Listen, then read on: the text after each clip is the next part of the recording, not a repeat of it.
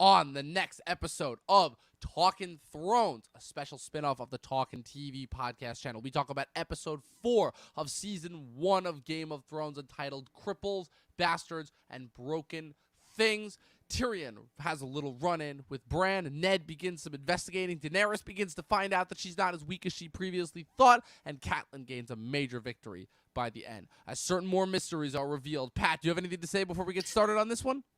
Just enjoy talking TV. I'm gonna, not touch the jokes here because I don't want to be insensitive. This is a loaded title. The title does it for itself, indeed. All of this and more on tonight's episode of Talkin Thrones.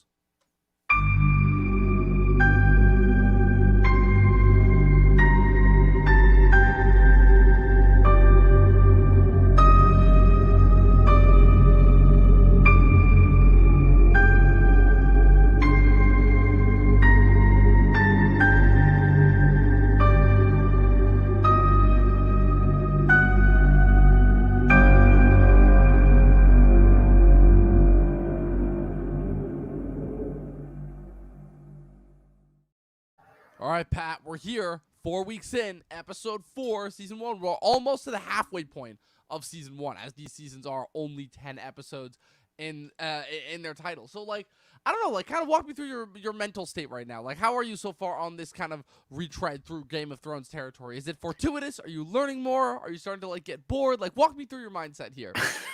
Dom, I will say that I am enjoying the world more. All the lore, and this is mainly because you keep telling me about it, and it's like, oh, I must have missed a lot of this. Yeah. Either watching that's it what or... I mean. That's the beauty of it, because again, people who watch the show will only get a certain amount, because there was only a certain amount, honestly, that the show was able to divulge without it feeling like exposition material, right? But then you have the rich text of the books, which just helps flesh out so much more material that you're like, Jesus, they could have given 20 episodes each to this show just in order to give it just that much more rich subtext and backstory. That's how much there is that goes into the show, just lore wise. Yeah, I think the show, and this is where we're early on in the show, so basically we're getting all the exposition, and some of the episodes are not as exciting as I would hope they would be, but that's because the excitement comes a little bit later.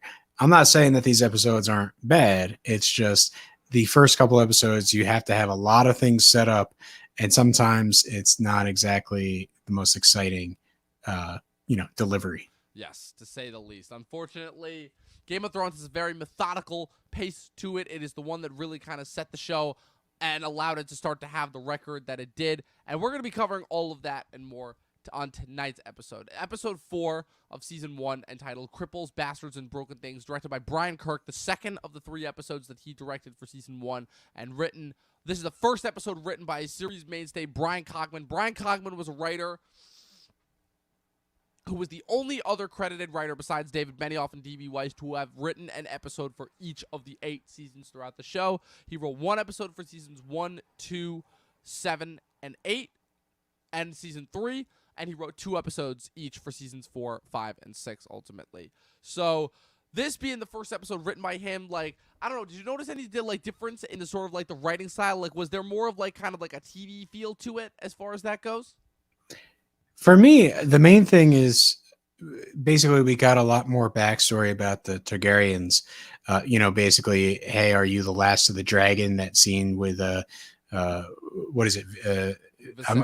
Viseryes. Yeah, I always mix it with the Varys. Viseryes and Varys. I just can't wait. Robin. Yeah, Osha, I can't wait till Asha. I can't wait till the Golden Crown moment happens. Oh man, and that's soon. I'll be too. saved. Yeah, I think it's an episode or 2 away. Yeah, definitely one of the more satisfying moments to come. Yeah, so basically we find out that he's paying sort of, I guess, the equivalent of Dany's maid of honor to spy on her. And in this scene, she is in the bath with him, and basically, they're getting it on, but they want some backstory, oh, you are this last dragon, you are from this other realm. It's almost like the excitement of this foreigner is sort of what got her into this situation. I'm pretty sure the money part of it helps because she's definitely getting benefits in that department from being a spy. But the fact is, it's sort of like written into this sort of, I guess, very, sexual scene in nature that, hey, I want to know about the dragons. I want to know about the history. And we actually get a little bit of the background of the last dragons that existed before they were killed off. Yeah, it's definitely interesting that obviously this series is kind of in the long line of the build-up to House of the Dragon. And I think obviously this goes with kind of the title of this episode. This episode is entitled Cripples, Bastards, and Broken Things. And I think it refers to a handful of characters that we meet and continue our journeys with in this episode, kind of referring to them both physically and mentally. Obviously, you've got Viseryes with his fractured mental state. You've got Jon with his bastard status. You've got Bran with his newfound status. You've got Tyrion kind of reflecting all this, kind of like the elder one. You've got Samwell Tarly, a new introduction in the show.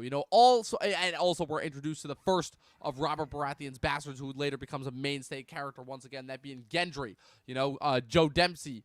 From his post-Skins appearance, definitely. So there's a lot going on in this episode as far as thematically, and I think that this is the first episode where kind of last week we talked about like how much of like a setup episode it was, and how like we remember that for having like some fun sentimental moments. But this episode, I feel like, is much more so heavy on like a focused theme. Like if there were any episodes that were gonna like take a break from the humdrum of the main story and like introduce kind of like some B plots, take a little side steps, as far as like continuing the central mystery, that this would be like the first episode that I would say has happened so far, like with this season. Yeah, for the most part, let's talk about Jon and Sam at the wall, right? Yes. Because I think this will best illustrate what you're talking about. Sam comes in, and it's like clearly they're going with the plus size character that's a coward and he can't fight, and why is he there? And that's all expressly given to us in the first scene. And for the most part, the what's his name, the Master of Arms, Sir Alistair Thorne. Yeah, Thorne is basically like, oh, this is fresh meat. We're gonna basically beat this guy and make him a man. And he wants the rest of the recruits to join in and basically, attack him and hit him with the sword and make him pay for sort of how weak he is. And Jon is like, this is not honorable. Like, this is not how you do it. And sort of throughout the arc of the story, he gets to know Sam more and understand that Sam was put in this position of either you die, because his father wants to fake his death. He's going to murder him and then just tell everybody that he fell off a horse and died. Or he can go take the Black at the Wall. And that's the position that Sam was put in, mainly because he's such a coward that his father never believed that he could run a kingdom. And so that's where, again, a lot of our characters start at the very like rock bottom, but Jon identifies with Sam. He's going to help him out. He basically intimidates all the other recruits to not attack Sam. Otherwise, they'll get attacked themselves by Jon. And this culminates in, the Master at Arms basically confronting the two of them and saying, you're never going to last 10 seconds beyond the wall. Yeah. And it's because you're not men. And, you can play these childish games, but, it's you have to toughen up. And it's one of those things where it's a complicated situation because, this is how he's taught these recruits in the past how to toughen up. And he's been through the shit. That's the only way I can describe it himself. He tells the story about being 6 months beyond the wall. And, he needs them to realize that this is no longer, lords and titles and basically, earning your place. This is survival. And it takes a harder man to survive beyond the wall. Yes, indeed. Yeah, and if we're kind of continuing with like the plot summary kind of segment of it all, like that's kind of Jon's whole story is him being introduced to Sam and then like them like kind of gradually bringing Sam in as far as, yeah, we're not going to do this. We're not going to hurt him. despite Alistair Thorne's kind of previous way of thinking, and we're going to make him a brother of the Night's Watch, right? That's kind of one response, right? But we see that idea kind of trickle throughout the rest of the episode, definitely. You know, Ned, obviously, within King's Landing, begins his investigation into the thing that may have caused Jon Arryn's death. Of course, suspecting foul play, he interrogates Grand Maester Pycelle, who gives him a book based on, the lineage of all of the ancient and powerful families of the Seven Kingdoms, along with those last words, the seed is strong. Definitely. Yeah, that reminds me. Foretelling side there. Yeah, that reminds me of a Sean Connery film, basically Zardoz. Zardoz. No, Zardoz. It's like an '80s film, but it's a very similar line. If you're a sci-fi buff, you'll know what it refers to. Okay. But for the most part, Rick and Morty also did an episode on it. But hey. So for the most part, the whole idea of Grandmaster Pycelle, hey, here's this book, here's what Jon was doing. My biggest question for me is why, knowing where, Pycelle's allegiance really ends up being it's revealed later in the show. Definitely, yeah. But for right now, like while his allegiances are pretty ambiguous, it's like, okay, he's still like kind of like a threatening and imposing character. Like he maintains a threat. But like it's definitely a thing where like once kind of like all the curtains are pulled back on him, they kind of pull back the curtain on him first, so he kind of like becomes phased out more and more as time goes on as like being an important character. Yeah, but I always felt like he was with the Lannisters through and through. Like really, you got that sense from the beginning. Well, I guess it's just maybe it's knowing what happens in the future episodes, and that's sort of what I wanted to ask you about. Is like, is he working with the Lannisters at this point, or is he generally? He has been working with the Lannisters the entire time, but the whole thing is that he, like everyone else, was legitimately shocked by Jon Arryn's death because of how it was orchestrated by Littlefinger. That's the only thing. Gotcha. So you're telling me at this scene he's not connecting the dots that basically this book has to do with the reason why Jon Arryn died. I'm assuming that he assumes it's had something to do with it, but he ultimately, he can't deny Ned. Ned is the hand of the king. If Ned asks it, he has to like give it to him. Obviously, he can't like refuse him. That's the thing. So yeah, but he could have deceived him a lot better than he does in this episode. But at this point, he stands nothing to gain right now because the Lannisters are still in the position of taking everything over ultimately. So in his mind, everything is still in like the Lannister book, and that the Starks are only coming in and disrupting something. He's not seeing it as like blatant betrayal, or at least perceived in that sense, because he just has no like comprehension of it. That's, I guess, the difference between somebody like Pycelle versus somebody obviously like Littlefinger or Varys, definitely. We see a lot less of Littlefinger in this episode than I guess I initially thought. I think he's in like one scene. Yeah. Is he? I believe. Yeah, I believe he just says something. Like if anything at all. But the main thing is, I guess I'm trying to, since I've seen the show already and I'm revisiting after so many years of seeing these episodes, I'm trying to track. Like, are they painting Ned into a corner? Is it very obvious? Like, hey, we want him to go on this investigation. We want him to find the bastards because that's just one more piece of evidence that we can put against him on the day that they basically decide to flip the script, so to speak.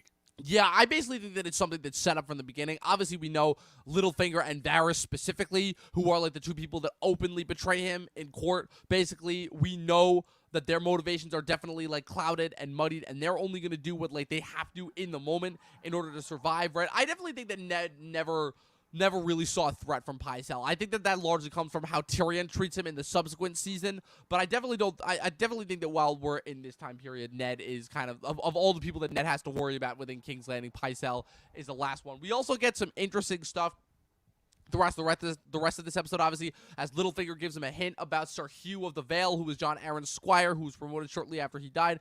Ned first attempts to approach him through Jory Castle, but he refuses, saying that he'll only talk to the actual hand. Meanwhile, Ned, also operating off of another tip from Littlefinger, goes to a blacksmith in the middle of the city and interrogates the blacksmith's apprentice named Gendry, who he realizes upon close examination is Robert Baratheon's bastard, which of course plays into this as well, but also serves as a clue as to the later when Ned discovers the truth that Jon Arryn died for, of course, that being the similarity that Robert's bastards pose to him versus what his perceived actual children look like. It's a rather interesting kind of conundrum, especially given Gendry's kind of, fortune that he comes into later on. How Gendry kind of views his heritage. Obviously, in the show, how that takes him on one path. On the books, they seem to be taking him on a different path, definitely. We're going to be breaking down kind of the idea behind bastards in this episode and kind of what they mean, ultimately, what their role is in this story, kind of where they come from. Like we said before. What were you going to say? Yeah, before we do that, the one question I have is that joust, right? Because this is, they've been talking about this joust from the whole thing. And you mentioned Jon Arryn's squire, and he is the character that, this joust ain't going to be just a friendly game, a back and forth. Yeah. It's the Mountain versus Jon Arryn's squire. Yes. And we end with basically a shard of wood stabbed into the throat of Jon Arryn's squire. Yes. And very much dead.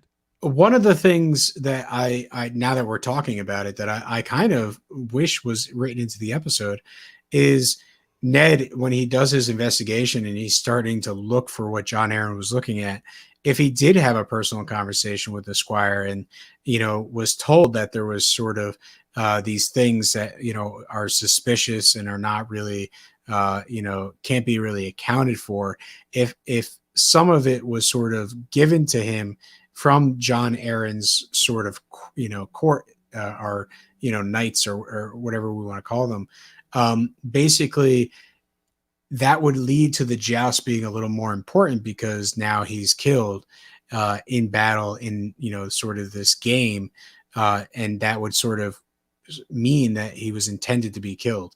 And I guess there is that mystery that maybe the Lannisters did want to kill the squire, but I don't think that's a major platform. At least that's not the way that they presented it. And I think they could have utilized that to strengthen the story of Ned's investigation. Yeah, definitely. It certainly feels like there are like deliberate elements that kind of come out of nowhere in order to like entrap him. But I will say that like Ned's mystery so far is still the most compelling, I think, storyline of this entire season, especially since like certain other storylines that were like kind of taken into consideration as far as how to jumpstart the mystery ultimately end up kind of becoming not as important as time goes on, unfortunately. So we don't spend that much time in, so obviously, again, we wrap up King's Landing by also being introduced to the Mountain, Gregor the Mountain Clegane, portrayed in the first of 3 people who would portray him throughout the show, that being Conan Stevens in this episode. And the next, Gregor the Mountain Clegane, obviously famous for shoving his brother Sandor the Hound Clegane's face in a fire when they were kids, as Littlefinger tells Sansa in a story today.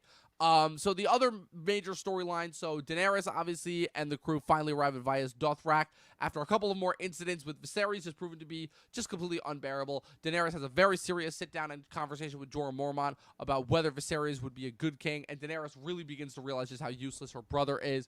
Yet another iconic line from Jorah Mormont. It is a line that I've quoted multiple times just in my life and on this podcast in general, which is the common folk always suffer while the High Lords play their games. It's kind of a little bit of a warp on the exact line in the book, but I think it still rings true ultimately. And this is also the moment, Pat, where like you brought up before, the moment where Viserys is sleeping with one of the handmaidens that he got for Daenerys, and basically is just literally using this moment in order to just exposit like massive amounts of back history about the Targaryens. And I'm like, wow, they were setting up this backdoor pilot like right from the get-go, like right when they started ultimately.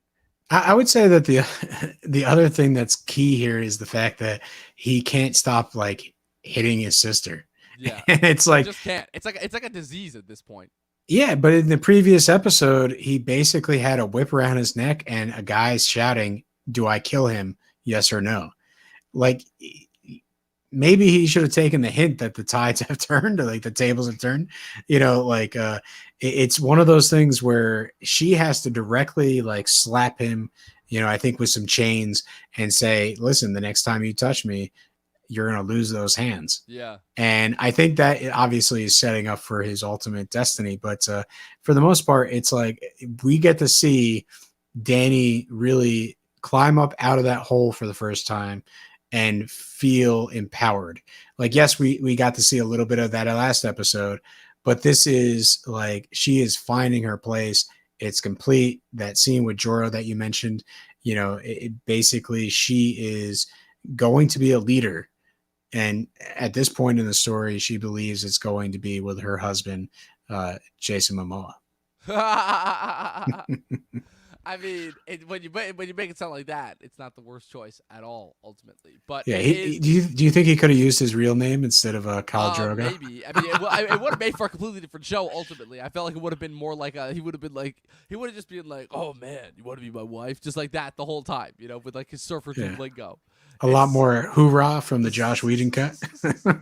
Oh, I thought it was my man ultimately. Oh yeah, my man. Yeah, my man. That's what he said. That's right. I'm glad those lines got cut. Anyway, that's the type of dialogue that we're talking about here. But yeah, so two other storylines, obviously, that we have to talk about. Obviously, Bran waking up and being, we meet Hodor for the first time. Obviously, DJ Christian Nairn, who would obviously portray the character for the next 5 seasons, brings Bran down to the main hall where Tyrion has arrived from Winterfell, back from the Wall. Tyrion has a very tense one-off with Robb, who still does not trust him, obviously, but Tyrion successfully gives Bran some plans in order for them to design a harness that will allow him to ride a horse ultimately, which is of course where he utters the line that is synonymous with the title here. Obviously, I've always had a soft spot for Cripples, Bastards, and Broken Things. And then another fantastic line when Bran says, "I'm not a cripple." And then Tyrion says, "Well, then I'm not a dwarf. My Lord Father will be overjoyed." Just more clever little one-liners from Tyrion that just are absolute gold. And that ultimately kind of leads us into where we end this episode, which is where Tyrion, after deciding to forego Robb's invitation to stay in Winterfell, decides to ride directly south, arrives at a tavern roughly set just south of the Neck. Ultimately, it just so happens to be the same tavern that Catelyn Stark is staying in on her way back from King's Landing, and Catelyn is ultimately able to rally the forces that are all sitting there, who all happen to be loyal to her father, Hoster Tully, the liege lord of the Riverlands, and ultimately has Tyrion arrested, which closes off this very, I would say, even though kind of it feels relatively low stakes, relatively high stakes and tense episode ultimately. There are moments that feel like they're earned, moments that feel like they're taken away, but it ultimately feels like the characters are still getting somewhere, getting to a specific place. Yeah, no, I feel like there's a lot of cool things that happen. Like, Sansa is this is another peppering in of sort of the lineage of the kingdom. Like, she's being told like what's going to happen with her and Joffrey and their kids and who's going to take over. But that leads into a conversation about the Mad King and what happened to her sort of family right there in the throne room. And so we get the peppering in of the past.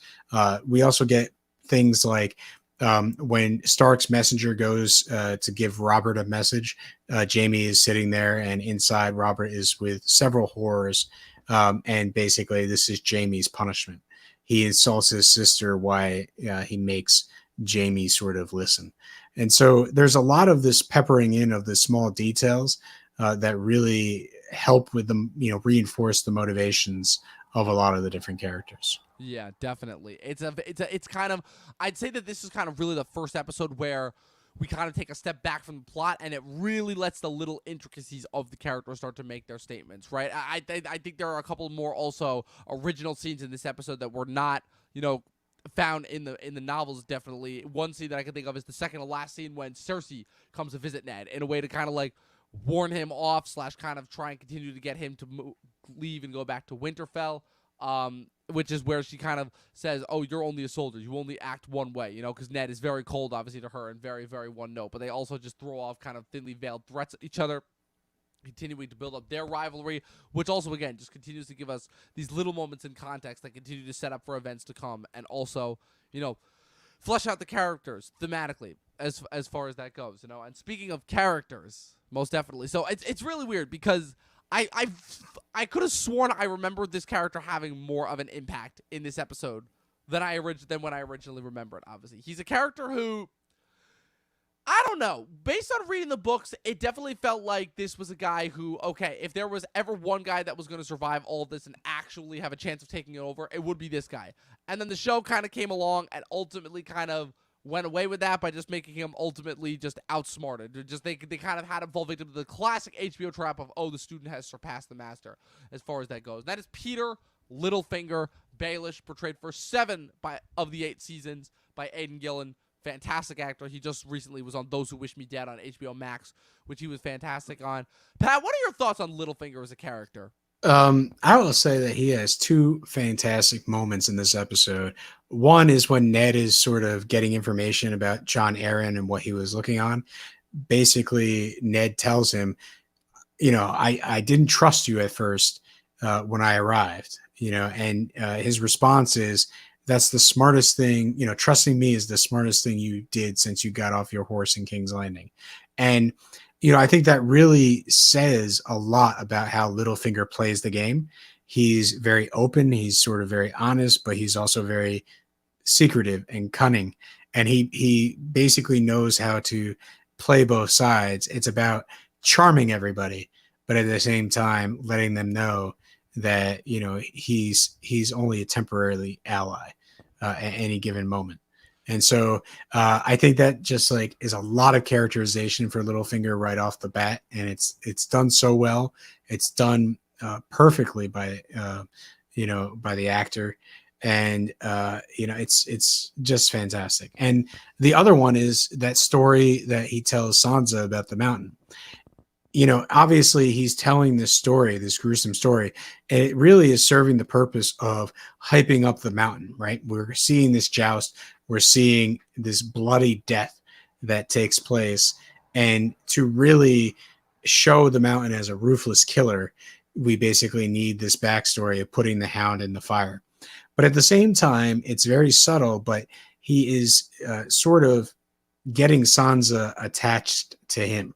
Like it's almost like, hey, I'm going to tell you these scary stories, but I'm almost going to later on. Yeah, but it's like, I'm going to tell you how things really are. And so when, things sort of go sideways for the Starks in a couple more episodes, basically Sansa more and more relies on Littlefinger as the seasons go on. And it all starts, and we can see just him peppering it in there, doing the manipulation. And on this second watch, it's sort of, again, very fantastic to just see how far this character will go with his long-term plans. I think a very interesting point that I remember that was brought up by Martin, obviously, when talking about this character, is the one thing that he said that was like a little bit of a difference between the Littlefinger in the show versus the Littlefinger in his books, is that he said that there were a couple lines that were dropped in the show about, the idea of certain people mistrusting Littlefinger, the idea of certain people knowing, never trust Littlefinger, never get in bed with him. But Martin has made explicitly clear that his Littlefinger, the Littlefinger in the books, the whole genius of the character is that because nobody knows his allegiance and everyone thinks that he's nice, everyone gets along with Littlefinger. Everyone kind of wants him. Everyone needs him for something. He has made himself the ultimate kind of craftsperson, kind of like center of need as far as the kingdoms go, and he continues to position himself to always be in vital roles in order to help certain people gain attention, in certain moments the Baratheons and others the Starks. Later on, obviously the Lannisters at his advantage. Then later on, when he starts mechanizing with the Arryns and the Boltons, and later in his takeover of the Eyrie ultimately.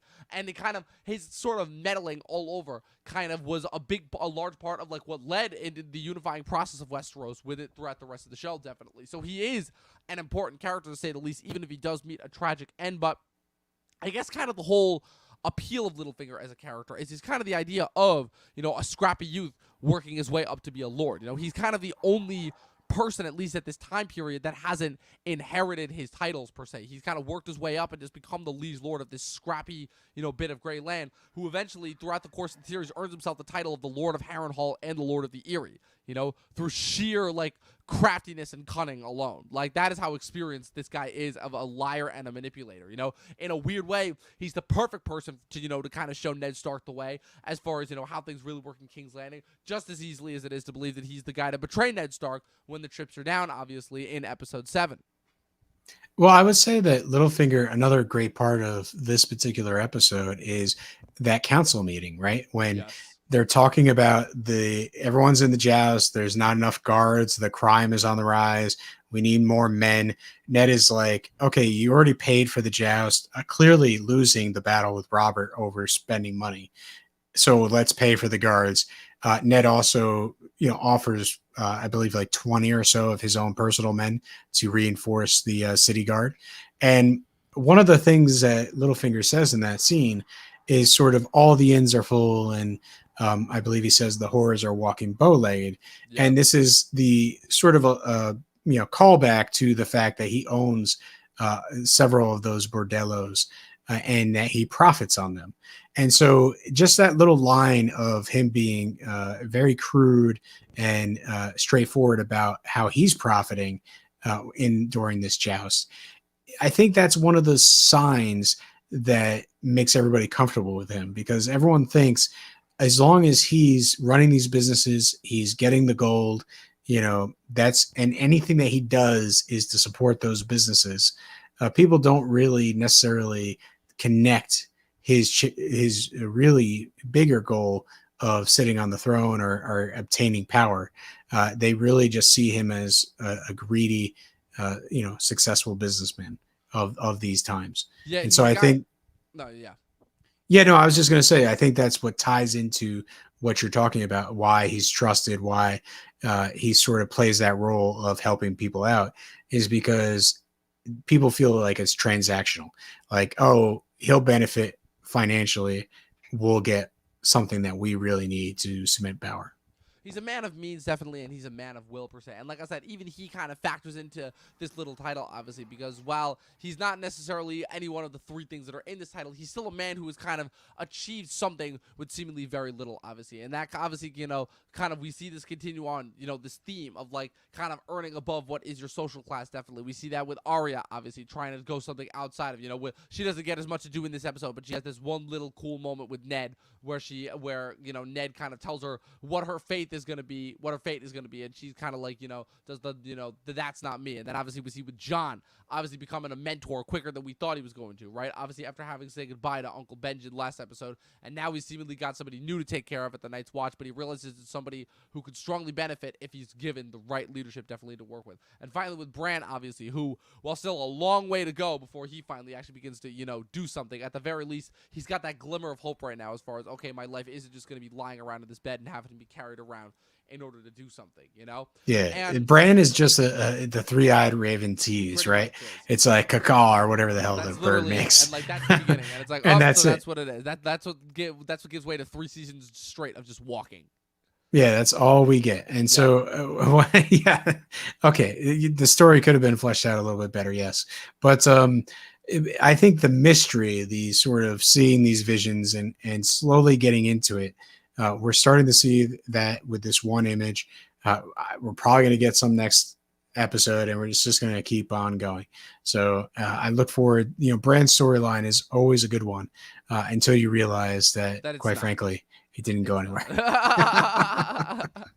I love when you bring up sarcastic points like that. It's just fantastic, ultimately. All right. So tell me about the bastards, man. Yes, that's really all that we can say about Littlefinger as far as our focus character segment. But right now we're going to move on to the GOT-chaverse segment, where we're talking about the elements of Westeros and the overall kind of areas around it and different lores and cultures. Today we're talking about the idea of bastards. Bastards are kids, people, just in general, who are born out of wedlock, typically. Usually there are different classes of bastards. Usually, you just have low-born bastards who are just like, just when common people just have sex outside of their, clearly unhappily marriage.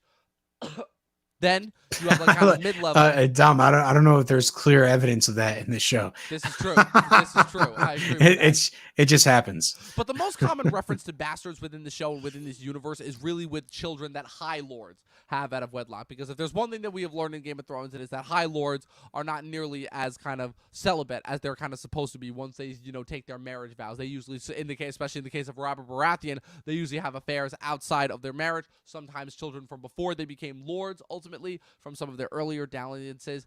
And ultimately, obviously, we have the most famous bastard on the show, Jon Snow, who is, of course, later revealed to be not a bastard. But the interesting thing, right, is that bastards can still kind of make their way up and achieve seats of power. Obviously, Jon chose to do it outside of his family, but later on, we obviously see with the aptly titled Ramsay Snow, later on to, christen Ramsay Bolton, and he eventually takes over as Lord of Winterfell, or in this case, Lord of the House Bolton from his dad, definitely. The way that the correlation line works is that even though bastards can sometimes be raised with royal families to whom they are born, they will never possess the same last name. Instead, bastards, specifically that of royal households, are given different last names from their families in order to kind of all group them together and differentiate them as bastards, kind of like a naming classifying system, So, for example, a bastard born in the north gets the last name of Snow. The Eyrie, Stone, Riverlands, Rivers, the Westerlands, Hill, the Iron Islands, Pike, the Stormlands, Storm, the Crownlands, Waters, Reach, the Reach, Flowers, and Dorne, Sand, ultimately. Bastards are obviously kind of treated differently, like in different cultures, depending on where we go. Obviously, in Dorne, bastards are completely raised, despite the last name difference, are raised as part of the family and are never made to feel at all different. Obviously, different people kind of reject different bastards. Some bastards aren't even aware that they're of royal lineage. The royalty in this case isn't even aware that they're around. Some bastards are taken in and raised by their royal family ultimately. So it's kind of a different case, kind of a pick or choose. It's not everyone that chooses to go the route of the wall ultimately. But I always found it fascinating, kind of this idea of. It's one of those things where it's not the worst thing in the world, but it's also like they're always kind of seemingly reminded of their place, which is a little bit of an interesting conundrum. And I just wanted to know if you have really had anything to kind of weigh in on that as far as that goes. No, I think in the Game of Thrones universe, it's kind of interesting that it's open, like almost if you have some sort of bastard child in this universe, like, and you make it publicly known and you sort of set them aside, like the rest of the families are okay with it. What I mean? Like, it's like, okay, well, they're not going to inherit the title. We know the lineage of this sort of, bastard child. Okay, that's fine. Don't worry about it. It seems very cavalier that the way that the kingdoms are set up is to sort of integrate them into the families. Obviously some get treated better than others in terms of that integration, but it's a very interesting dynamic that we get to sort of live with as the show goes on.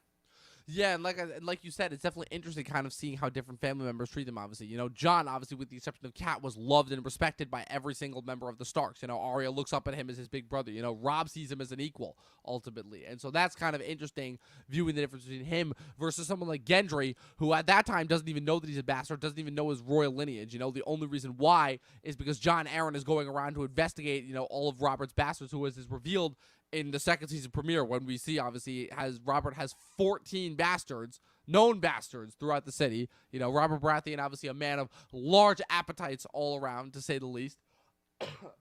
Gendry is not even aware of his parentage and lineage, and only views himself as kind of a lowborn, but technically he is on the same level as Jon, as we later come to find out. So it's interesting to kind of see the parallels, definitely. And it's interesting kind of like the continued raging hypocrisy of the kingdoms of Westeros, as far as, certain people are lowborn, but obviously if you still have that reach and influence and extent, that's clearly what matters. It's always interesting to me how that works, as far as kind of the ancient timelines go, of maintaining such order and such chaos at the same time.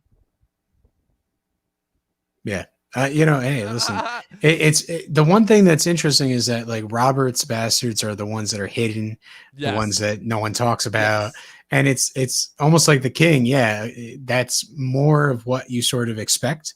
From and we're first sort of getting introduced to that concept in episode 4, whereas before it's like, it's sort of commonplace to have your bastard children alongside your regular children, and they're just integrated into the family. Same thing with the Theon Greyjoy, right? This episode, he has a little moment with Tyrion, and yes. Tyrion is basically like, just ripping him a new one. Yeah, exactly. You're sort of in love with your captors, Yeah. And Theon doesn't see it that way. The thing I'll say about that is that moment, I think, is a little bit forced. That moment, like, that's totally uncharacteristic of Tyrion as far as that goes. Like, there's kind of like no reason for him to hate Theon, other than like kind of the reason that they just give him as far as the insert there. But like, that doesn't feel natural. It kind of comes out of nowhere. It feels like only like something to just like kind of spark Theon on his journey that he'll later go on. Yeah, I think if anything, for Tyrion, it's sort of one of those things where Robb just kind of gave him a verbal lashing. And so he goes outside and he's ready to leave. And he basically just, displaced anger. He just kind of gives one to Theon. And, the forced part with the whole, Roz, basically the girl at the inn that Theon likes, that part was definitely a little bit of a forced, writing situation. Forced entry, if you know what I mean. That's a crude joke, Dom, and I will chastise you off air for that. No good. Anyway, so yeah, I don't know. Any more things to say about the bastards of Not the really. world? Ultimately, they get a sore lot, but they ultimately can come to a place of high prominence, definitely. So, with that being said, do you want to get into the death count? Do you remember off the top of your head how many people died in this episode? Only the one, right? He had the wood in his throat. Sir Hugh of the Vale with the wood in his throat. He is the only person who has died. Yeah, I don't know. I already forgot the death count. What are we up to? Like, are we even crap. I have not been 10? doing a good job of overall counting. I know it was 4 in the first episode.